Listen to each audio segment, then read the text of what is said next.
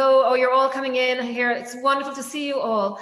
We've got over 500 people are joining us today for our live interview here on Zoom with the fabulous Bernie Finn, who is our Unislimmer of the Year. And I'm Fiona Gratzer, and I am the Managing Director of Unislim.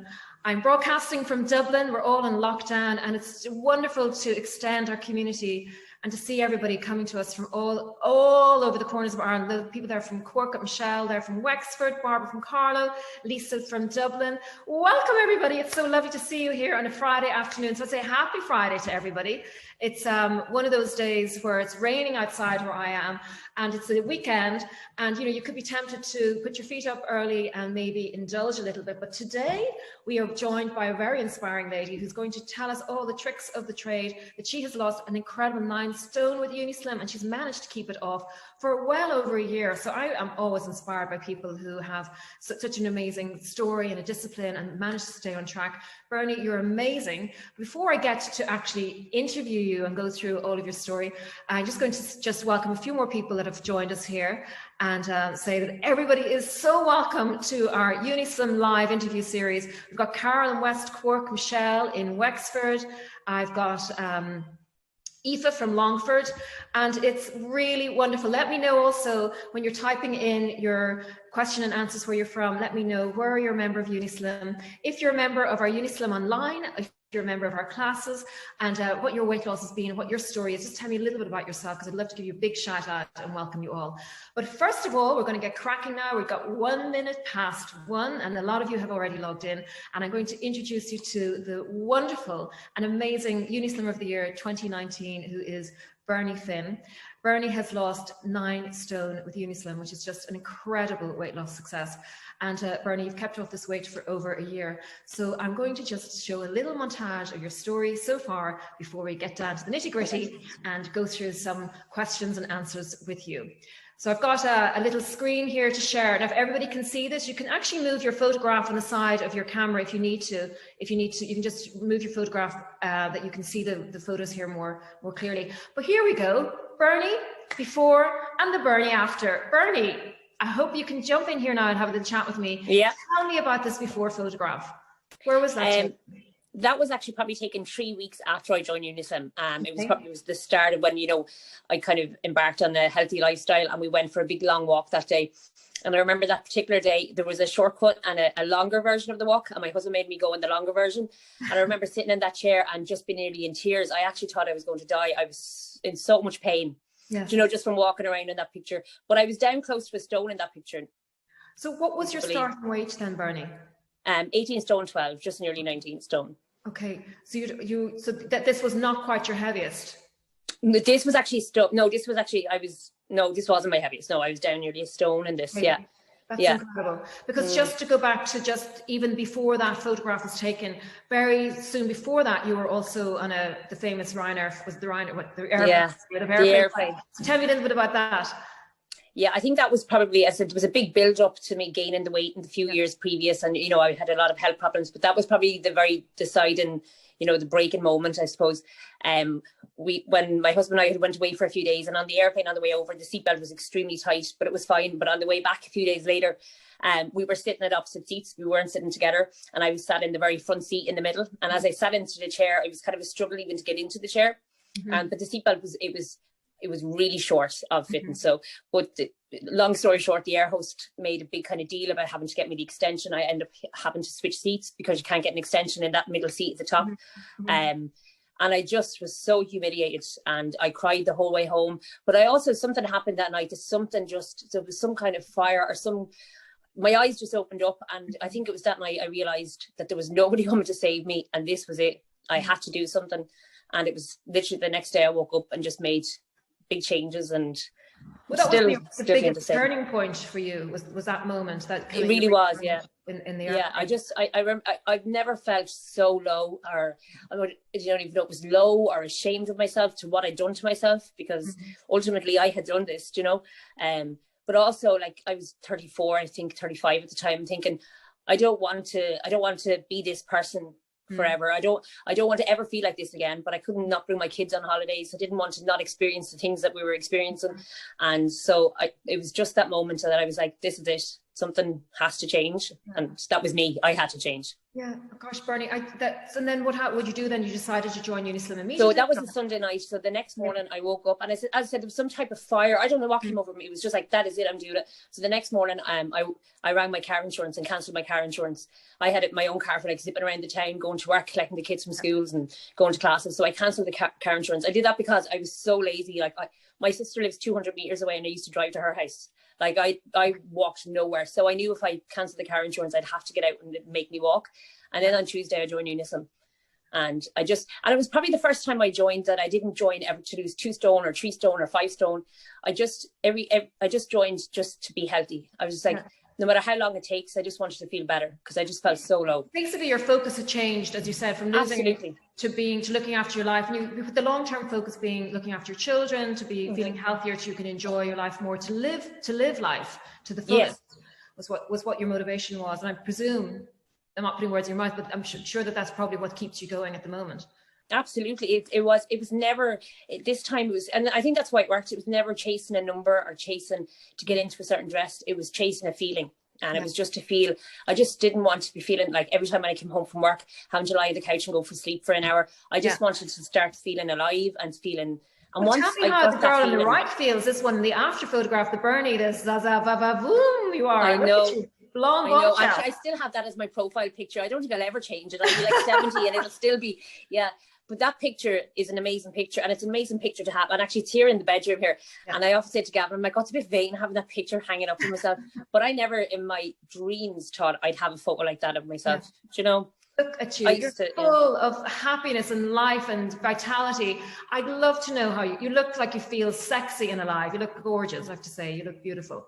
Oh, thanks so much. But I do. But I put effort into it now, Fiona. Where before I didn't have the energy to. I probably didn't feel like I deserved it. I just had no motivation to look after myself. Where now, the better you feel, the more you want to look after yourself, and so you put more effort into yourself as well.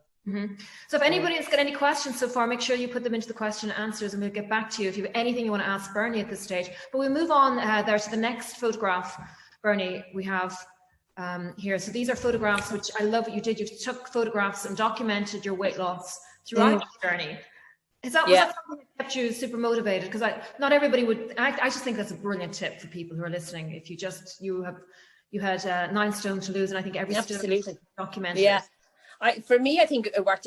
You know, it was within the first 2 weeks I started to take photographs, and sometimes I think, especially in those first couple of weeks and months, sometimes it mightn't have even been a change, but it might have just been an angle. But I felt like there was a change, and it was enough always to keep me going when I could start to see physical changes. But I took photos the entire way through, and like even say the first one there in the peach, like that would have been in the first month or two, and maybe there was only maybe 3 months between those pictures, and it's like. The difference was amazing. So I could start to see such big difference. The photos, I think visuals are a really good tool. So it really motivated me.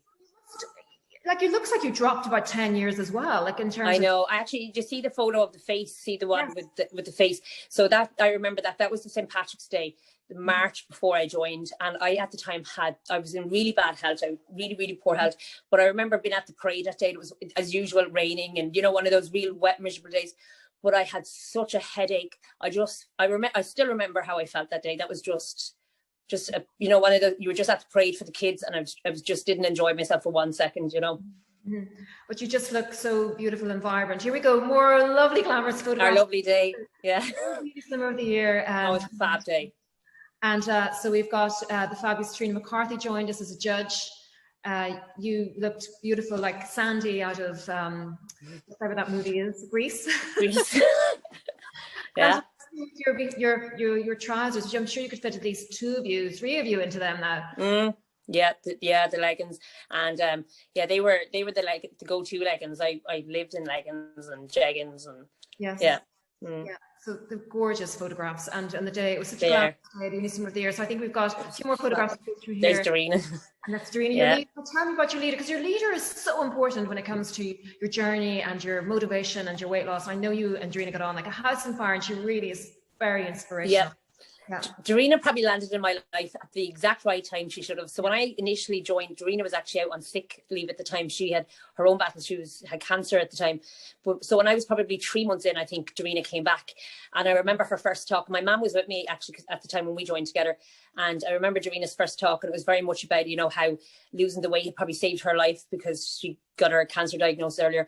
And I remember nudging my mum and saying, oh my God, if this isn't what we need to hear right now, if this isn't the motivation, there's something wrong if we can't do it after this, you know. But she probably came back at the time where, you know, that's where you're 2 or 3 months in, everything gets a little bit harder. The first month or two of going on the diet, you know, you're just motivated, and then after about 2 months it can dwindle. But Dorina has been fabulous the whole way through. I love her talks. I think it's like maths, you know. Sometimes you'd be like, and then there's sometimes things just click, and like I take something from all of the talks. I find them so motivating. She's a great friend. She helped everyone. She's brilliant. Yeah, I've been very lucky. Tell me, Bernie, everybody would love to know as well. Now in lockdown, obviously our Unislimmer classes are temporarily closed. Hopefully, fingers crossed, we'll all be back in December. But how do you keep motivated at the moment? Are you online, and how do you find that? Yeah, so the minute actually what I did in the last lockdown, the second the last lockdown happened, and it took I think a week or two before we all set up online. So what I did straight away is I started posting all my food straight away, trying to get that accountability and all. And the second then once the Unislimmer online launched in lockdown 1, I joined straight away. So I found that it was really good, because you know what it is, even though right now it can be really difficult, and everyone has their own, everyone is different at home at the moment. Some people are having a lot worse time than other people, but even just staying online, even it's keeping your foot in the door, it's keeping your mind and your body, and you're just keeping an eye on everything. Even if you feel like you mightn't necessarily be losing loads of weight for whatever reason, for me it was just keeping my foot in the door and you know, keeping an eye on everything. And I find it great. I find the talks are great. You could be doing your Ireland and listening away, and I find it great. Just get down to the nitty gritty, Bernie. That was wonderful to see, and just to have those photographs to put everything into context for people to see your incredible journey that you've come through. And it's great. Yeah, it can be crazy, because I think it's, as you say, it's hard to believe how you can change that much. You know, as I used to walk down the street and people you'd know your whole life, and you'd say hello and they wouldn't say hello back, and it's just amazing how you can completely change. I never thought for a second when I started out, I didn't even intend to lose this much weight. I never thought it'd be possible. You know, I was always a chunky child. I was always told I was big boned. So, you know, then they turn around to me now and they're like, geez, you weren't big bones, you know? So it's mad. So to go back to the very, very beginning, because you said you were like a chunky child, which is a description that a lot of people would necessarily say, which is, again, just something that isn't necessarily true. So your weight, whenever you were younger, as a teenager, were you overweight? Or yeah, no, as a child, I would have been. So my sisters were tiny. My older sister's only 4'9" at the moment. So I was always, everywhere we went, all our, you know, my mum's friends or neighbours used to stop and say, "Oh, you're a fine big child." So I always thought I was a fine big child, but I was just a normal child. But probably once I hit adolescence, my weight did balloon up, and during secondary school, I just gained weight, and I was very heavy by the time. My grad dress was a size 22, but then in my 20s, I kind of maintained my weight at a size 18. So it was 18 to 20, but 18 would have been my standard size going through life, kind of the 14, 15 stone. But after 2012, once I got married, my weight just ballooned out of control then for 3 to 4 years. So even at a size 18 in terms of fashion and what yeah, no, I never in my entire life ever had, like, I was never into fashion. I never went into shops. I just went to the back of the rail and picked. I never wore clothes that were age appropriate. You know, so when I was a teenager, I never wore mini skirts or, you know, never wore tight tops. Never. It was always they were always older clothes because I was younger.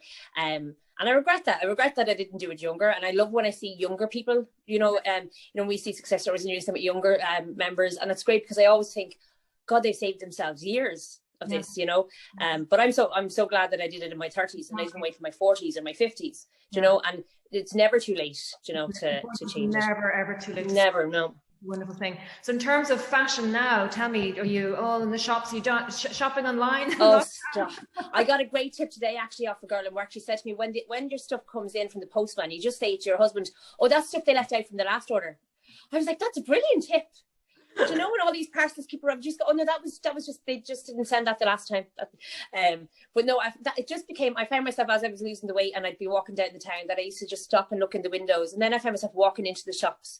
And I remember the first time I tried on a size 14, it was in Pamela Scott, which I probably wouldn't go into now, but it was probably one of the first. Was it Pamela Scott? It's the older women's clothes, but it was probably one of the first ones I felt kind of comfortable to walk in and try on clothes.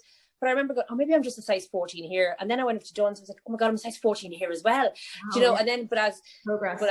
But now I just can't, I'm like, don't stop, keep going. Yeah. But I've had to stop because I've no more room. So Bernie, in terms of your story, because you lost your weight, you got to target weight in 2019. 2018, actually. Yeah. 2 years now, 2 years on October. So. That's the secret. That's what everybody loves to hear, is what keeps you motivated? How do you maintain your weight loss? Where does that drive come from? Because once you lose some, you can kind of like get into the role of, the weight loss becomes the buzz, and then once you get to maintaining your weight, how do you stay there? What's the sweet spot for you in terms of, do you have an alarm bell in your head if you go like, I've got myself 5 pounds leeway? You're weighing yourself in and you're disciplined and you exercise. But what is it that keeps you going? What's that motivation? There's a couple of things, and I think in the kind of year and a half that I lost the weight, it was learning all these really important things. When we talk about balance and but learning to be a healthy person and learning what's involved in being a healthy person. But I think one of the key things to keeping the weight off was having these things that I have to do every day, and making them they're not just that there's no questions. My notebook, I'm writing down everything that you have. Yeah. Everybody else. It's like you get up in the morning and you have to brush your teeth and you have to get dressed and you have to, get your kids up for school or whatever. There's things that we have to do and you have to go to work. But I have certain things that I have to do every day. And I try to focus them things first thing in the morning, so they're kind of done and out of the way. So like every morning now this week, like every morning, the car is out the front, but I will not take the car to work. I have to walk to work. That's what I have to do, because if I do that and walk to and from work, it means I have my 10,000 steps by 10 in the morning. If I don't, I'll be chasing them all evening, and then I mightn't get them, and then I'll feel bad. But there's things I have to do. How far do you walk to work? It's just around 2 kilometers. Okay, well, that's perfect. Yeah. It's wonderful. Yeah, it's 2 kilometers there and 2 kilometers back, and then I'm active in work.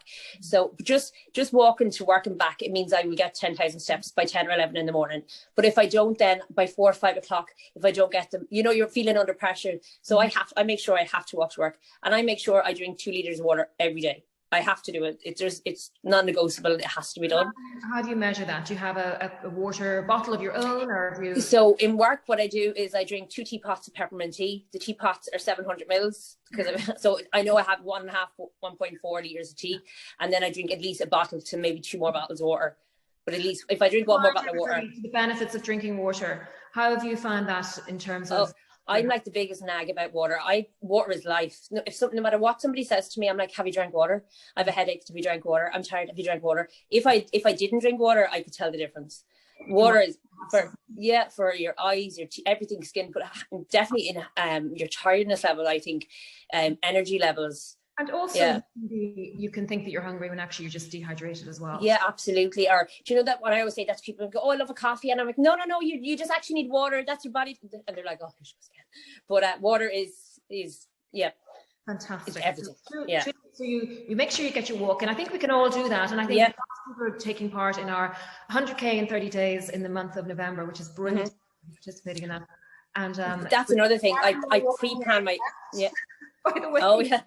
So so we can all do our walking every day and our water. So they're brilliant tips. And what else do you have, Bernie? I pre-plan my exercise. So I always like my classes are pre-booked in, and then once I book them in, that I have to go there. So it's just something that I have to do. Like everyone knows, when you do a class or you do any type of exercise, you will never be motivated ever. Well, very rarely to do beforehand. It's always afterwards that you feel great and all those endorphins kick in and you're delighted you went. But always before, I'm like, oh my God, I don't want to do this. But I pre-booked them, and so I have to get those certain amount of classes or whatever done, which is great. So I think that's really important to plan your exercise.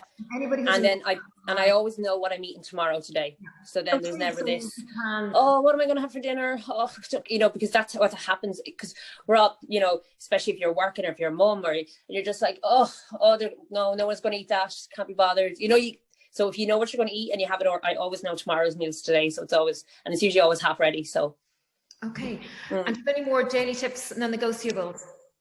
Well, I've had to rein this in. So one of the biggest things reason why I'm a success is because I know that I am not the most motivated person or the willpower. People say to me, you must have great willpower. I actually don't have great willpower. And acknowledging that my willpower isn't that great has made me be more successful. So if I have chocolate and treats in the house, I know I can't be trusted. I know what I'm like. I'd be tormented. So I don't buy them into the house. So if the kids want something, we just walk. The petrol station's only 10-minute walk and back, so we would go and get something. But I found, because since these lockdowns has happened, so we can't go anywhere, myself and Gavin, we can't go out for brunch, we can't go to all these things. He's started to come along weekly shopping with me. You know, it's like your weekly date or something. But he puts all these stuff in the trolley, you know, he put all these treats. And like, yeah, but he has great willpower. I don't. He can have them in the house without eating them all the time. Yeah, and I said to him, I was like, oh, Gavin, don't put those in the trolley because I'll be tormented. And he's like, oh, no, she just leaves them up in the press for me. But I was like, but I eat them on you. So this was happening. This was happening for weeks and weeks. And then about 3 weeks ago, I said, you're not coming shopping with me anymore. Sorry. You could just, it's not happening because you're putting too many nice things in the trolley and you have the willpower and I don't. Yeah. So, but how do you spend your Unislim bikes? What are your treats, your go-to treats? Oh, well, I think everyone knows my peanut butter is my number one. Peanut butter and banana and a bagel. Like, yeah, that's my biggest, go-to. I love peanut butter. So yeah, that will be, then an odd drink, but I don't drink now, to be honest with you. Maybe once a month I might have a drink. I wouldn't be the biggest drinker. I never was. So, but there'd be stuff like that. Maybe the odd sauce if I was making a curry, or, you know, you might a little bit for coconut milk, that kind of thing. For those who don't know, Bernie is actually a chef. So being surrounded by food all of the time has got many temptations. I'm sure you've had to transform your eating habits as well with your cooking. And what is the impact it's had on your family and their life and their health and well-being? Well, it is absolutely. I think that's probably one of the hardest things when I was overweight, was maybe realizing that you weren't doing the best job by the kids. Obviously, if I wasn't eating well, they weren't eating as well as they are now, because all the food in the house is really, really good now. And I can see, like, my daughter is 10, she's just gone so tall and lean, but she's so healthy. And, you know, and then I'm very mindful, because I have all this weight loss, that you don't want that to impact them thinking that this is an important thing in their life. So it's, you know, so I'm very mindful of, and, you know, I would always say that's where it's, you know, you have to have your treats, and, you know, eating the way she eats, just eating everything, all the really good foods, and being able to just get a small bit of exercise in, but not thinking about it. I don't want her to have to grow up and thinking about it. But definitely, I think it's like, do you ever have a really bad, I don't know if anyone's like me, but do you ever have one of those days, especially when the kids are smaller, when they're toddlers, and they're wrecking your head, and at the end of the night, you're just like, oh my God, they were brats. And then, but then when you stop and you come away and you think about it, you go, well, actually, no, they weren't. They were grand. It was me. I wasn't okay. I was tired or grumpy, and that's why they seemed a lot worse. And I think when I was overweight, that's the way it was. I was always, my string was shorter. I was tired. I was grumpier. So when I lost the weight, I was feeling happier, more content. So I think everything, you know, has a knock-on effect on everyone. When Mammy's happy, everyone's happy. The right foods completely affects your moods. Foods are interrelated, and by eating the right carbohydrates and not eating sugary foods and all the sweets and the mind frame, because I think a lot of people, especially any people here, will understand it when you're on the diet, or you're trying to watch what you're eating, and then things don't go well. It's all those negative thoughts that come in, and then you start talking to yourself bad, and, you know, and then you don't feel good about yourself. But it's such a healthy lifestyle change, and I think that's the most important thing, is to get the mindset that it is a lifestyle. Get your mind, and you have to feel good about yourself. I was on the Zoom last night with Rita. That are coming through. I just want to ask you one or two. So Margaret has asked me a question here, probably the question everyone asks, but how do you get back on the wagon when you've fallen badly off? What words can I shout out at myself? Okay. Well, I can't say I've ever really fallen. I would never really consider I've fallen badly off the wagon. Yeah. But, you know, you've had days where you go, oh my God, I shouldn't have eaten all those stuff or whatever last night.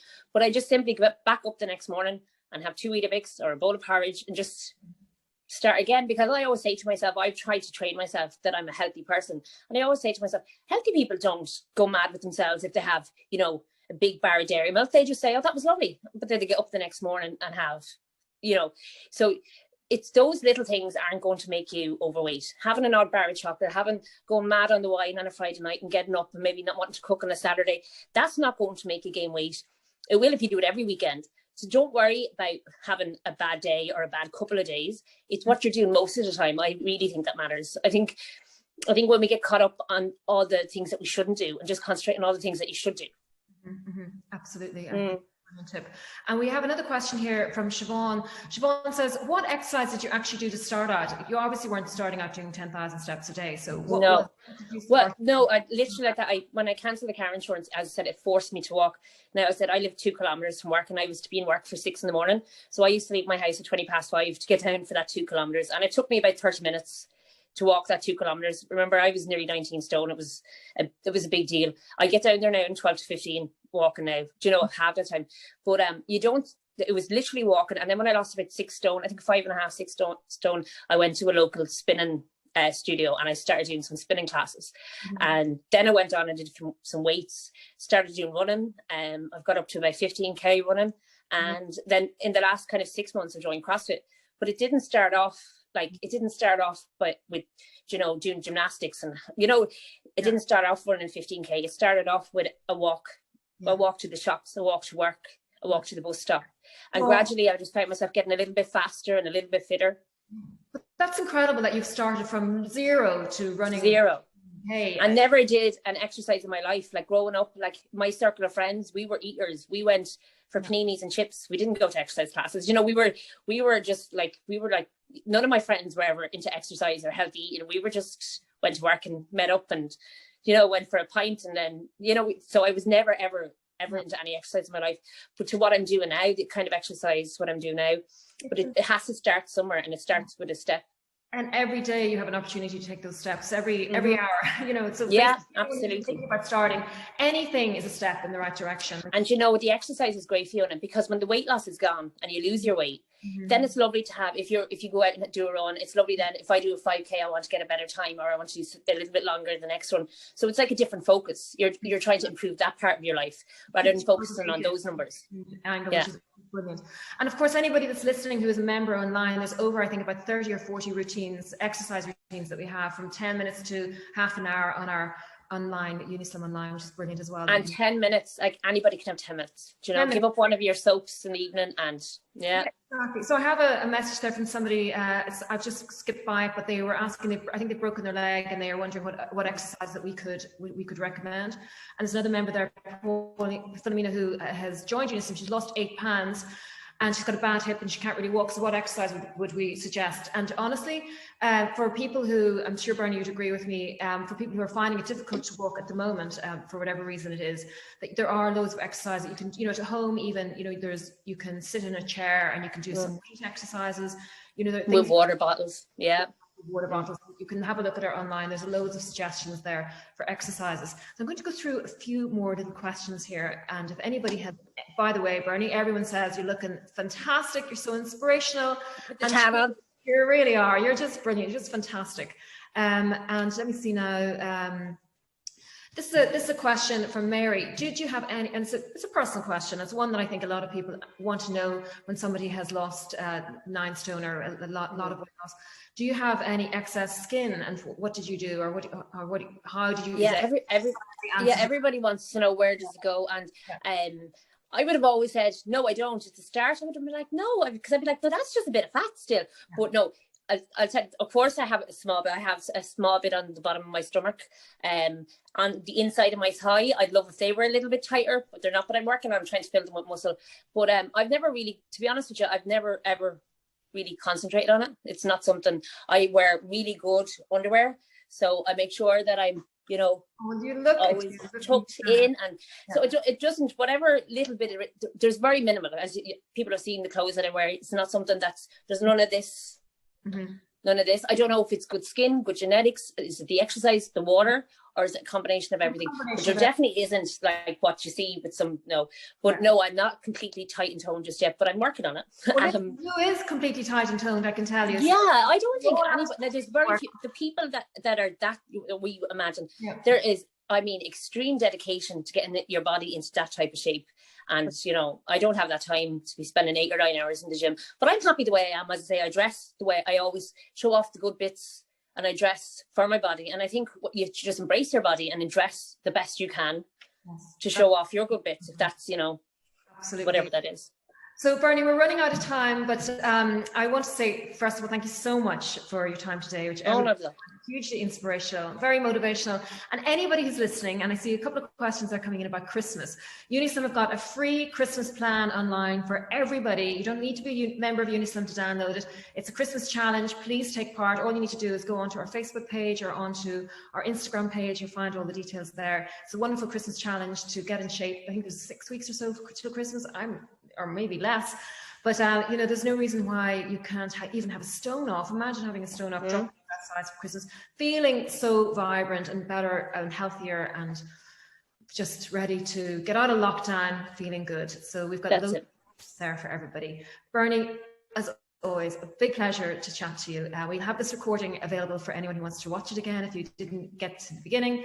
And I'd like to thank everybody from all the corners of Ireland for joining us. It's been a pleasure to have you with us today. The best of luck to everybody, and stay healthy, stay well, enjoy this wonderful weekend ahead, and thank you so much for being part of our Unislim family. It's great to see you.